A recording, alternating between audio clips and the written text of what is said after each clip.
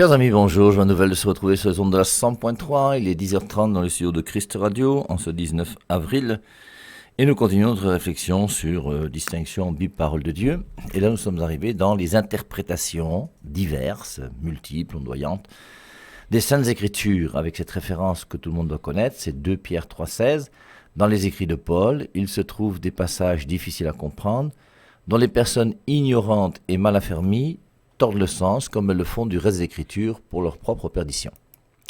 Il y a des gens donc qui interprètent mal la Bible pour leur propre perdition. C'est pour ça que je vous rappelle que la Bible peut être dangereuse. Et la Bible est dangereuse lorsqu'elle est mal interprétée parce qu'elle n'est plus parole de Dieu. Et j'affirme au nom de versets bibliques des choses qui sont fausses. C'est exactement la deuxième tentation du Christ au désert dans Matthieu chapitre 4 lorsque le diable dit « il est écrit ». Et après avoir dit « il est écrit », eh bien, il y a aussi, comment il s'appelle, Jésus-Christ qui dira aussi « il est écrit ». Il y a une conception de la Bible selon Jésus-Christ, donc selon l'Église qu'il a voulu, qui est la bonne interprétation. Les autres interprétations sont des interprétations qui ne viennent pas de l'Église ni de l'Esprit Saint. Alors, nous étions dans le problème des frères et sœurs de Jésus ce matin. Vous avez des gens qui, à partir de la Bible, vont vous dire que Jésus-Christ avait des frères et des sœurs. Et vous avez des gens à partir de la Bible qui vont vous dire que Jésus-Christ n'a ni frère ni sœur. Nous les catholiques, nous croyons que Joseph et Marie n'ont jamais eu de rapport sexuel ensemble.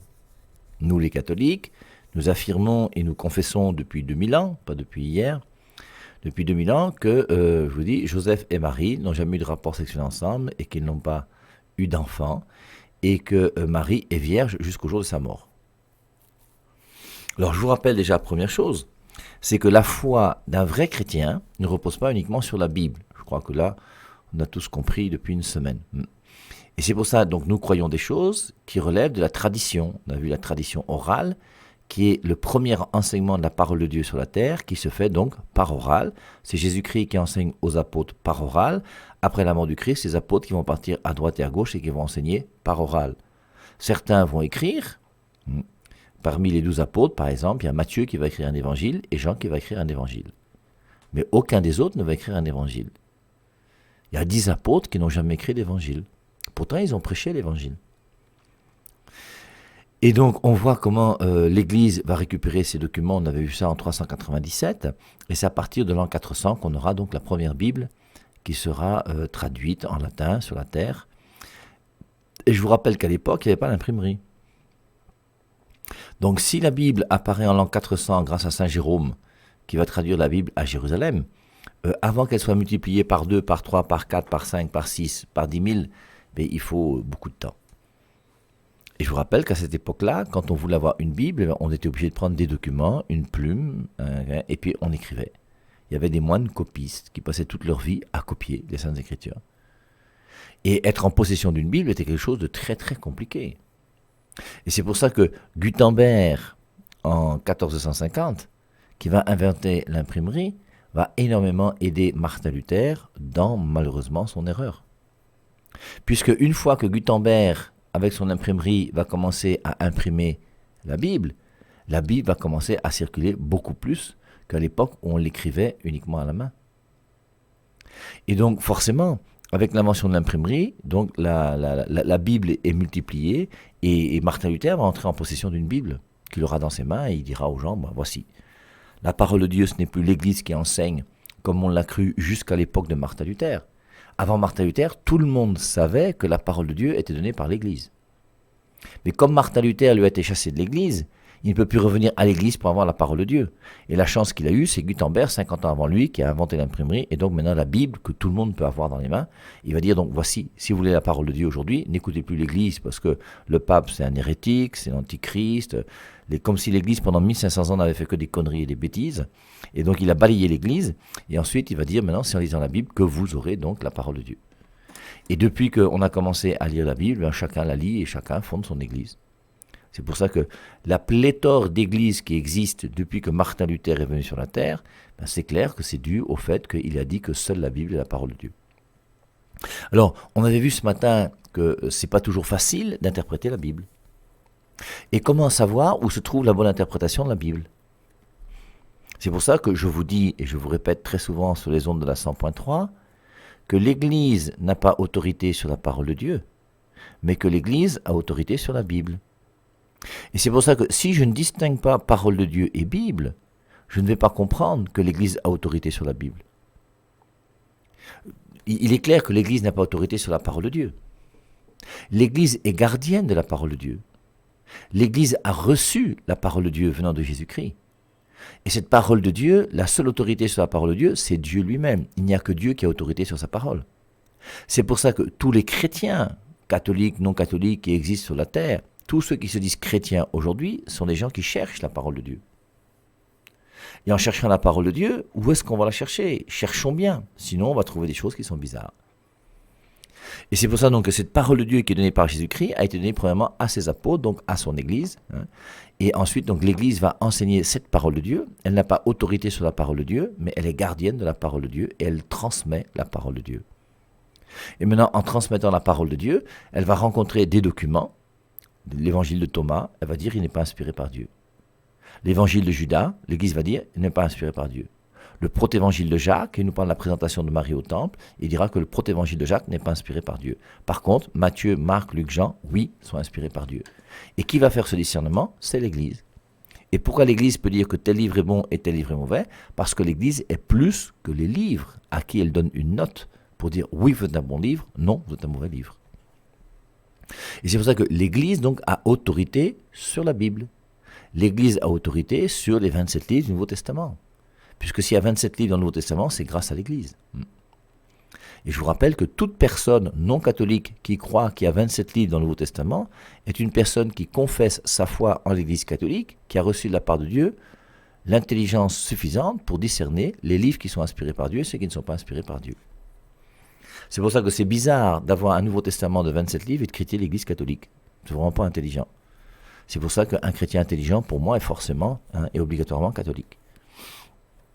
Alors, donc on avait pris le cas d'école des frères et sœurs de Jésus. Alors, je vous ai donné les références ce matin. Si vous voulez, vous allez retrouver l'émission sur Facebook, Christ Radio, et vous reprendrez les différentes références bibliques que les gens utilisent pour essayer de montrer que Jésus-Christ avait des frères et des sœurs. Et c'est vrai que objectivement, en lisant la Bible, tu es obligé de te poser la question. Jésus-Christ avait-il des frères et des sœurs? Et si je lis la Bible d'une manière un peu superficielle, sans avoir l'esprit des Saintes Écritures, ben il est clair que très facilement, je peux croire que Jésus-Christ avait des frères et des sœurs. Je vous rappelle Matthieu 12, 46, là. Voici que sa mère et ses frères sont là dehors, qui l'attendent. Tes frères et tes sœurs sont là dehors. Alors forcément, ses frères et ses sœurs. Matthieu 12, 46, comme Jésus parlait encore à la foule, sa mère et ses frères se tenaient dehors et cherchaient à lui parler. On parle bien de sa mère et de ses frères. Et plusieurs fois on parle de ses frères. Dans Jean 7 aussi, si mes souvenirs sont bons, on parle de ses frères, dont plusieurs d'ailleurs ne croyaient pas en lui. Après cela, Jésus parcourait la Galilée, car il ne voulait point parcourir la Judée, parce que les Juifs cherchaient à le faire mourir. Or la fête des Juifs, celle des Huttes, était proche. Ses frères lui dirent, pars d'ici et va en Judée, afin que tes disciples contemplent aussi les œuvres que tu fais. Et donc on parle de ses frères un peu partout. Alors, comme Marc 6, 3 et Matthieu 13, 55 donnent 4 frères, José, Jacques, Jude, Simon et ses sœurs, ben c'est facile de croire que Jésus-Christ avait des frères. Maintenant, moi je vais donner les références de Matthieu 27, 55, 56, où pendant que Marie est au pied de la croix avec Jean, au loin, il y a un groupe de femmes. Et dans le groupe de femmes qui est au loin, il y a une femme qui s'appelle Marie, qui n'est pas la Vierge Marie, et qui est mère de Jacques et de José. Et ensuite, donc, on avait vu Jean 19, 27, Jésus-Christ à la croix qui va dire à Jean, voici ta mère. Et Jésus-Christ n'aurait jamais donné sa mère à Jean si Jésus-Christ avait des frères et des sœurs. Donc tout ça montre bien quand même que ce que l'Église catholique pense et dit, ça n'a pas l'air complètement idiot et stupide.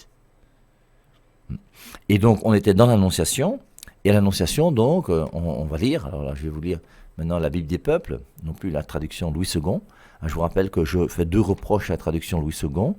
Si la traduction de Jean 1.1 au commencement était la parole, je ne suis pas d'accord avec cette traduction, c'est au commencement était le verbe. Le commencement même c'est en arché, arché c'est le principe. Et le principe là c'est quoi? C'est Dieu lui-même. Et dans le principe qui est Dieu, il y a quelqu'un qui est le verbe. C'est pas la parole de Dieu qui est en Dieu, c'est le verbe qui est en Dieu. Et le verbe est plus que la parole. La preuve c'est qu'on parle bien de la parole de Dieu. Si si la parole était Dieu, on ne parlerait pas de la parole de Dieu. Donc c'est important de bien distinguer les deux. Moi, Jean 1.1, là, au commencement était le Verbe, et le Verbe était auprès de Dieu, et le Verbe était Dieu, ce que reprend exactement Jean 1.18, lorsqu'il est dit à la fin du prologue, personne n'a jamais vu Dieu, Dieu le Fils unique, donc le Verbe, pas la parole, le Verbe, qui est dans le sein du Père c'est le principe. Jean 1.18, personne n'a jamais vu Dieu, Dieu le Fils unique qui est dans le sein du Père, lui nous l'a révélé. Et autre traduction que je n'aime pas dans la traduction Louis II, c'est Luc chapitre 1 verset 28, où on dit « Toi à qui une grâce a été faite ». Vous avez la même chose chez les témoins de Jéhovah un peu partout. C'est une traduction qui, à mon avis, limite sérieusement le texte grec où on parle d'une plénitude de grâce. Alors, allons-y avec la Bible des peuples sur l'annonce à Marie. Le 6e mois, l'ange Gabriel fut envoyé par Dieu dans une ville de Galilée appelée Nazareth, auprès d'une vierge déjà promise en mariage à Joseph, un homme de la famille de David, le nom de la vierge était Marie. Donc on présente le cadre, c'est Nazareth, une ville de Galilée, auprès d'une vierge, Marie qui est vierge, promise en mariage à Joseph. Donc ils vont se marier. Et il semble que chez les Juifs, on pouvait déjà faire un enfant même quand on était déjà promis en mariage. Un homme de la famille de David, le nom de la vierge était Marie. L'ange vint à elle et lui dit « Réjouis-toi, pleine de grâce, le Seigneur est avec toi. » Une bonne traduction. « Réjouis-toi, pleine de grâce, le Seigneur est avec toi. » Marie était toute troublée de ces paroles, on a vu, c'est les paroles qui la troublent, et se demandait ce que voulait dire cette salutation. Mais l'ange lui dit, ne crains pas Marie, il la salue d'abord comme pleine de grâce, et maintenant il la salue comme Marie. Ne crains pas Marie, tu as trouvé grâce auprès de Dieu. Tu vas être enceinte, et tu mettras au monde un fils que tu appelleras du nom de Jésus. Il sera grand, il sera appelé fils du Dieu Très-Haut, et c'est à lui que le Seigneur Dieu donnera le trône de David son père. Il régnera pour toujours sur la maison de Jacob, et son règne n'aura pas de fin. C'est quand même beau ce que lui dit l'ange. Marie dit à l'ange, « Comment cela se fera-t-il, puisque je n'ai pas de relation avec un homme ?» Alors, il semble qu'en grec, je ne suis pas très fort en grec, mais le verbe, c'est un verbe qui dit que je n'ai pas de relation et je n'ai pas l'intention d'avoir de relation sexuelle avec un homme. Une chose qui est sûre, vous voyez, c'est que ce passage, Marie dit à l'ange, « Comment cela se fera-t-il puisque je n'ai pas de relation avec un homme ?» Si elle avait l'intention d'avoir des relations avec Joseph, forcément, il n'y aurait pas de problème. Je vous rappelle que toute personne qui est fiancée, à qui tu dis tu vas être enceinte, elle pense que sera enceinte grâce à son fiancé. Et toute personne qui est fiancée et qui va se marier bientôt, parce que nous, il y a un mariage religieux, chrétien aujourd'hui, qui demande la virginité jusqu'au jour du mariage chrétien, et qui demande, dans le mariage chrétien, que l'acte soit consommé pour qu'il y ait réellement sacrement. Et donc pour Marie, il est clair que si Marie avait l'intention de faire un enfant avec Joseph, elle n'aurait jamais dit ça à l'ange. Elle aurait dit à l'ange, mais il n'y a pas de souci. Tu me dis que je vais être enceinte, mais évidemment, puisque je me marie avec Joseph. Or, Marie va se marier avec Joseph et sait qu'elle ne sera pas enceinte. Quelle est la raison pour laquelle une femme peut se marier avec un homme et dire que je ne serai pas enceinte? Il y a une seule raison. C'est que cet homme et cette femme, d'un commun accord, se sont mis d'accord pour se marier et tout en se mariant, savoir qu'ils n'auront pas de rapport sexuel ensemble. Alors, je vous rappelle quand même, vous voyez, il y a quand même autour de Jésus, quand Jésus-Christ va venir sur la terre, il va venir un peu plus tard forcément, parce qu'il faut d'abord l'annonciation. On va voir que Jésus-Christ lui-même, il va rester vierge jusqu'au jour de sa mort. Le disciple bien-aimé Jean, nous croyons aussi qu'il est vierge jusqu'au jour de sa mort. Paul, lui, on ne sait pas s'il s'est amusé un petit peu avant quand il était juif ou dans sa jeunesse ou ce qu'il a fait, mais il dit d'une manière claire et nette dans 1 Corinthiens chapitre 7, le verset 7, un chapitre qui peut nous éclairer beaucoup sur ce que Marie a voulu vivre. Je voudrais que tous les hommes soient comme moi, dit saint Paul. Et saint Paul n'était pas marié. Saint Paul lui-même n'a pas le désir de se marier et il ne veut pas se marier. Et Jésus lui-même ne s'est pas marié. Saint Jean, pareil, ne sera pas marié. Et autour de Jésus-Christ, il y a quand même pas mal de gens qui ne seront pas mariés.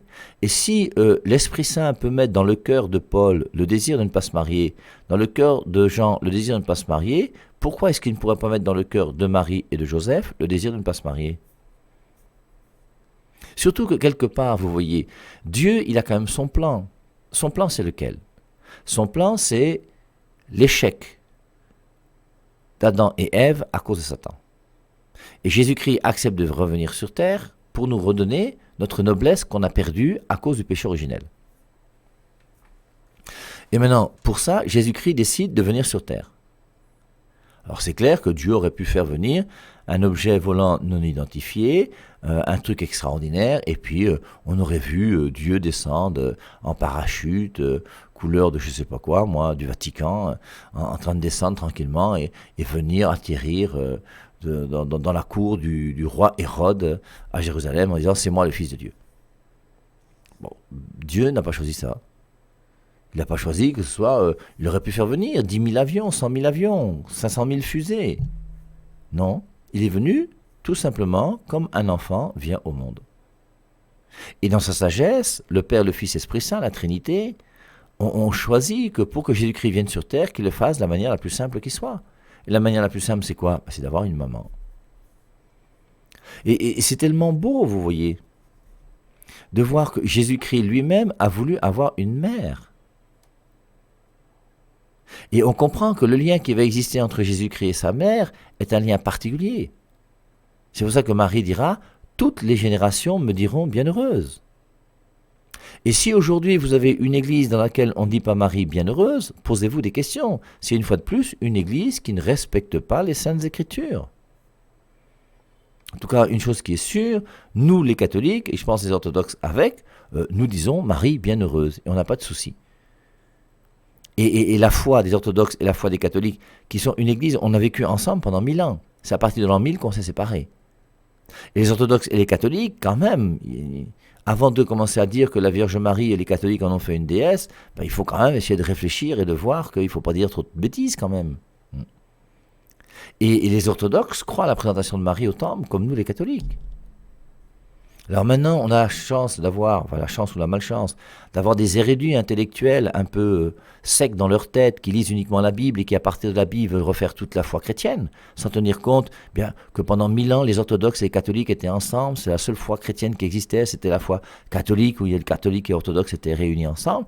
Et on avait déjà cette dévotion mariale qui existait. Et maintenant, parce que toi, tu lis la Bible chez toi dans ta chambre, tu as l'impression que tu es plus intelligent que l'Église qui existe depuis 2000 ans. Bravo l'humilité, hein.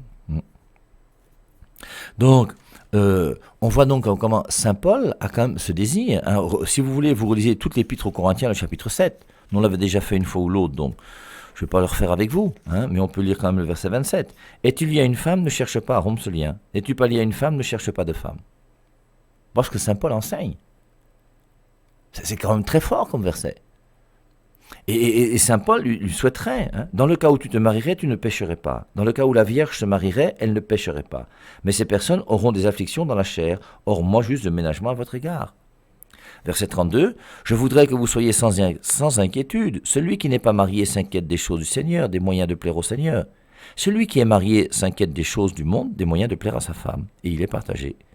De même, la femme sans mari, comme la Vierge, se soucie des choses du Seigneur, afin d'être sainte de corps et d'esprit. Et celle qui est mariée s'inquiète des choses du monde, des moyens de plaire à son mari. » On peut lire les deux derniers versets, 39 et 40 aussi, qui sont très intéressants, dans 1 Corinthiens 7. « Une femme est liée aussi longtemps que son mari est vivant. Mais si le mari est décédé, elle est libre de se marier à qui elle veut, seulement que ce soit dans le Seigneur. » Et verset 40. « Néanmoins, elle sera plus heureuse, à mon avis, si elle demeure comme elle est. » Et Saint Paul souhaite qu'elle demeure sans se remarier. Comme il a dit en Corinthiens 7, je voudrais que tout le monde soit comme moi. Or, moi aussi, dit-il, je pense avoir l'Esprit de Dieu. Donc on peut comprendre quelque part que Dieu ait pu mettre dans le cœur de Marie ce désir d'être entièrement consacrée à Dieu. Et c'est ce que nous célébrons, nous, catholiques, à travers cette fête de la présentation de Marie au temple, que nous célébrons le 21 novembre depuis très très longtemps. Et nous, dans l'Église catholique, on a toujours enseigné que Marie, étant petite, s'est présentée à Dieu, s'est présentée au temple, avec le désir de se consacrer entièrement à Dieu. Et Marie veut appartenir à Dieu, corps et âme. Aimer, c'est tout donner, et se donner soi-même. aimer, c'est tout donner et se donner soi-même. Et Marie aime Dieu. Elle ne connaît pas encore Jésus. Elle ne connaît pas encore l'Esprit Saint. Elle connaît que Yahvé de l'Ancien Testament, ce Dieu qui est là, mais elle l'aime. Elle aime ce Dieu. Et elle veut le suivre, elle veut se donner à lui, aimer c'est tout donner, se donner soi-même, elle veut se donner à ce Dieu qu'elle aime tant. Et donc, elle va partir, présentation au temple, elle va vouloir se consacrer à Dieu, et forcément, quelques années plus tard, quand elle va commencer à grandir, elle va quand même rencontrer un homme qui s'appelle Joseph. Et chez les Juifs, je crois qu'on peut dire d'une manière officielle, que chez les Juifs, toutes les femmes se mariaient. Je vous rappelle que dans le premier récit de la création, on dit, Genèse 1,28, Dieu les bénit et leur dit, soyez féconds. Dans le deuxième récit, Genèse 2,24, l'homme quittera son père et sa mère pour avec sa femme et les deux ne feront plus qu'un. Et on voit que dans le premier récit comme dans le deuxième récit, le mariage est quelque chose qui est imposé. Et chez les Juifs, on ne connaissait pas de gens, je vous dis, qui vivent dans la chasteté religieuse comme on le vit aujourd'hui à travers les religieux et les religieuses. Ce que Jésus-Christ dira, on peut reprendre, si vous voulez, Matthieu chapitre 19. Et dans Matthieu chapitre 19, on voit comment on va encore mettre Jésus-Christ à l'épreuve. On veut toujours opposer Jésus-Christ à Moïse, comme s'il y avait une opposition entre les deux. Les pharisiens l'abordèrent et dirent pour l'éprouver. Je suis dans Matthieu chapitre 19 au verset 3. Est-il permis à un homme de répudier sa femme pour n'importe quel motif? Il répondit, n'avez-vous pas lu que le Créateur au commencement fit l'homme et la femme, et qu'il dit, c'est pourquoi l'homme quittera son père et sa mère, et s'attachera à sa femme, et les deux deviendront une seule chair. Ainsi, ils ne sont plus deux, mais une seule chair. Que l'homme ne sépare donc pas ce que Dieu a uni. Discours de Jésus-Christ. Donc, que l'homme ne sépare donc pas ce que Dieu a uni. Pourquoi donc, lui dirent-ils, Moïse a-t-il commandé de donner à la femme un acte de divorce et de la répudier? Il leur dit, c'est à cause de la dureté de votre cœur que Moïse vous a permis de répudier vos femmes. Au commencement, il n'en était pas ainsi. Mais je vous dis, alors ce verset est intéressant aussi, alors on l'étudiera peut-être un autre jour, mais je vous dis, quiconque répudie sa femme, sauf pour, traduction protestante que j'ai là, infidélité, et en épouse une autre, commet un adultère. Alors, que veut dire ce mot-là, infidélité? Et si vous faites une recherche exégétique, vous verrez que le mot utilisé pour infidélité, c'est le mot porneia, qui est donné pornographie, non? Et le mot porneia, c'est un mot qui, dans l'Ancien Testament, est utilisé pour des relations incestueuses entre un frère et une sœur.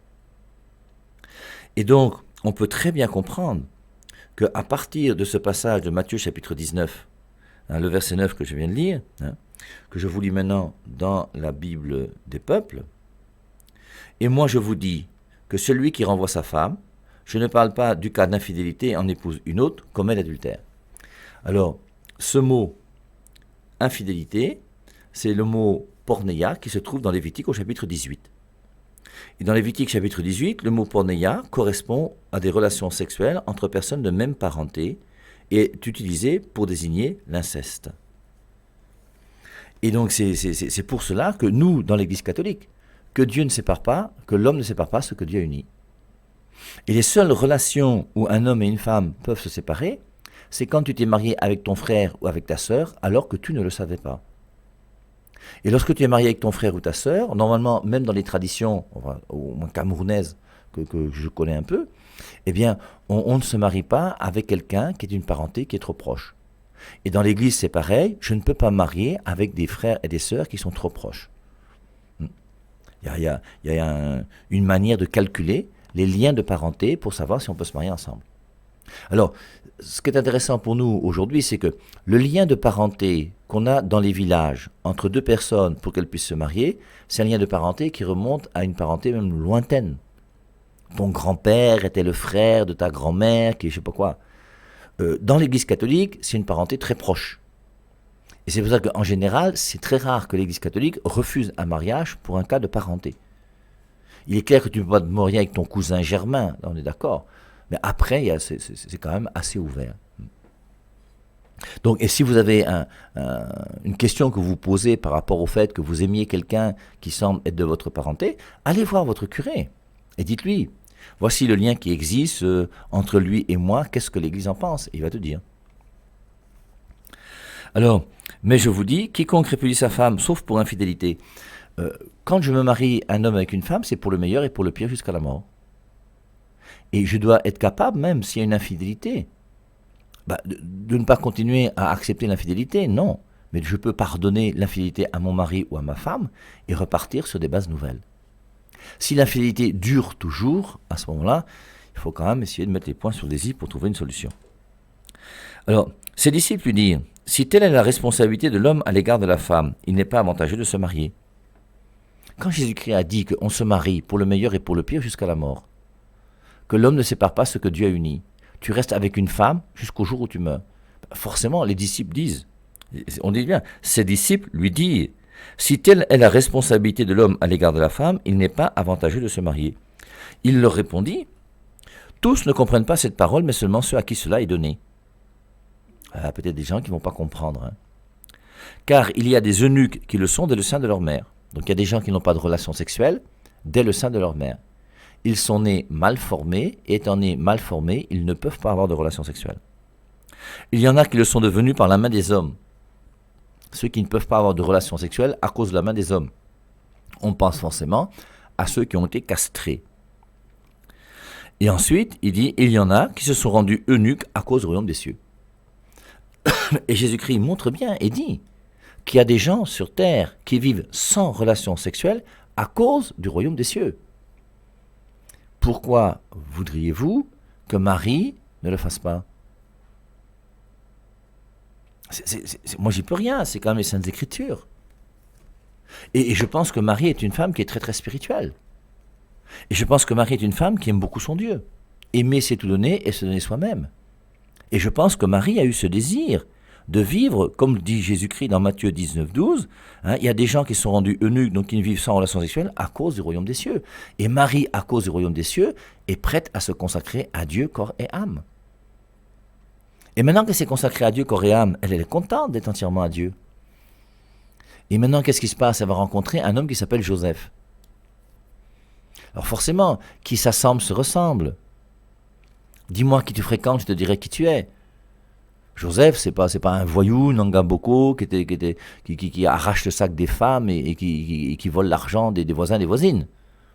C'est forcément quelqu'un qui demande quand même un peu spirituel. Et s'il a été choisi pour être le père de Jésus-Christ, le père adoptif, c'est que Dieu quand même n'est pas complètement fou non plus. Il ne va pas choisir n'importe qui pour être auprès de cette femme qui s'appelle Marie, qui va devenir la mère de Dieu.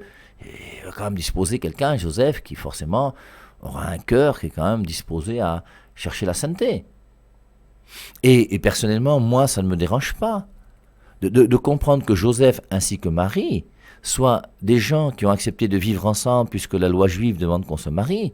Marie ayant ce désir d'être consacrée à Dieu, je pense que Joseph lui-même a compris que Marie, c'est quand même une femme extraordinaire. Il aime beaucoup Marie. Et Marie lui montre que sa consécration, c'est pas quelque chose de facultatif. Et Joseph, à mon avis, a dû comprendre qu'il vaut mieux que Marie, cette sainte femme, appartiennent à Dieu plutôt qu'à lui.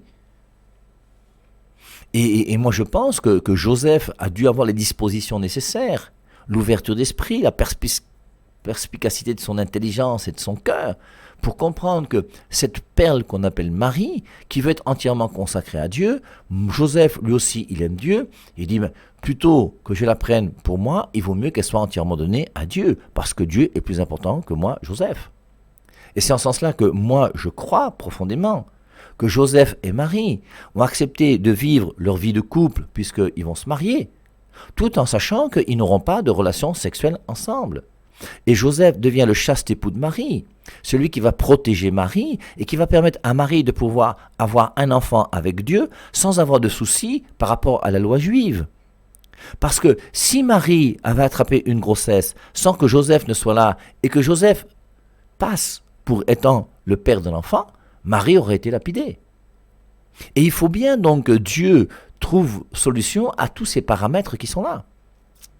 La Vierge qui devait concevoir, Joseph est là, il porte la garantie du couple, si bien que Marie n'est pas inquiétée par rapport au fait qu'elle est enceinte alors que l'enfant là ne vient pas d'un homme. Donc, et c'est pour ça, donc, à l'Annonciation, donc, lorsque l'ange va dire à Marie, Marie, tu vas être enceinte, elle dit, comment cela va-t-il se faire? Puisque Joseph et moi, on n'a pas de relation sexuelle. On a décidé d'un commun accord qu'on n'aurait pas de relation sexuelle ensemble. Et quand Marie dit, comment cela va-t-il se faire? Si l'ange lui dit, fais l'enfant avec Joseph, elle aurait fait l'enfant avec Joseph. Marie cherche une seule chose, c'est à faire la volonté de Dieu. C'est ce que cherche Marie, rien d'autre. Qui sont mes frères, qui sont mes sœurs? Ceux qui mettent la parole de Dieu en pratique et qui la gardent. Ceux qui font la volonté du Père. Et la mère de Jésus, pas seulement la mère qui va mettre au monde, mais la mère même qui va obéir à la parole de Dieu par excellence, c'est Marie. Et Marie est la sainte des saintes. Elle dira à l'ange, qu'il me soit fait selon ta parole. Et on voit comment l'ange va lui dire, l'Esprit Saint viendra sur toi. Ne fais pas l'enfant là avec Joseph. C'est l'Esprit Saint qui viendra sur toi. Luc chapitre 1, verset 26 et suivant, l'Annonciation. Et je crois que, je vous dis, on ne peut comprendre ce mystère de l'Annonciation que si on comprend que Joseph et Marie, d'un commun accord, ont accepté de vivre ensemble, tout en acceptant de vivre la chasteté. Vous pensez bien que si un petit bougre comme moi, Père Rêvé Marie, me suis consacré à Dieu en 1987 à travers des vœux perpétuels de pauvreté, chasteté et obéissance. Si un pauvre bougre comme moi ait réussi à accepter de vouloir vivre la chasteté, moi je comprends facilement que Joseph l'ait fait d'une manière plus belle que moi, ainsi que la Vierge Marie. 6 99 85 05 17.